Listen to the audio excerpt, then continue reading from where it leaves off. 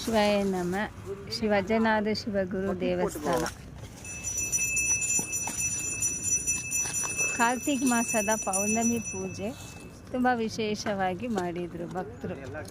ಒಬ್ಬೊಬ್ಬರು ಬಂದು ದೀಪ ಹಚ್ಚಿ ಎಲ್ಲ ಹಾಗೆ ಬಿಟ್ಟು ಹೋಗ್ತಾರೆ. ಅರ್ಶಿನ ಕುಂಕುಮ ಎಣ್ಣೆ ಅಲ್ಲಲ್ಲೇ ಬಿಟ್ಟು ಅಷ್ಟೊಂದು ಗಲೀಜು ಮಾಡಿಬಿಟ್ಟು ಹೋಗ್ತಾರೆ. ಮಾರನೇ ದಿವಸ ನೋಡಿ ಎಷ್ಟು ಕ್ಲೀನ್ ಮಾಡಬೇಕು ಅಂತ. ಇಲ್ಲಿ ನೋಡಿ ಅಕ್ಕಿ ಕೊಟ್ಟರೆ ಏನಾದರೂ ಪ್ರಸಾದ ಮಾಡ್ಬೋದು. ಬೆಲ್ಲ ಕೊಟ್ಟರೆ ಅದು ಹಸುಗೆ ದಾನ ಮಾಡ್ಬೋದು. ಬಾಳೆಹಣ್ಣು ಎಲ್ಲ ದೀಪದಲ್ಲೇ ಇಟ್ಟು ಪೂಜೆ ಮಾಡಿ ನೋಡಿ. ಇದೆಲ್ಲ ಕಸದಲ್ಲೇ ಹೋಗುತ್ತೆ.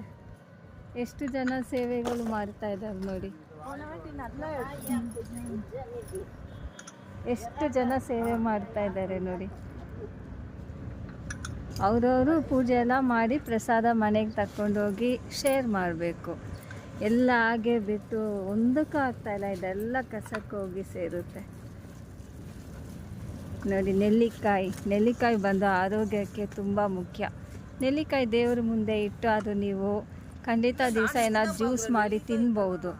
ಆದರೆ ಜನ ಏನು ಮಾಡ್ತಾ ಇದ್ದಾರೆ ನೋಡಿ.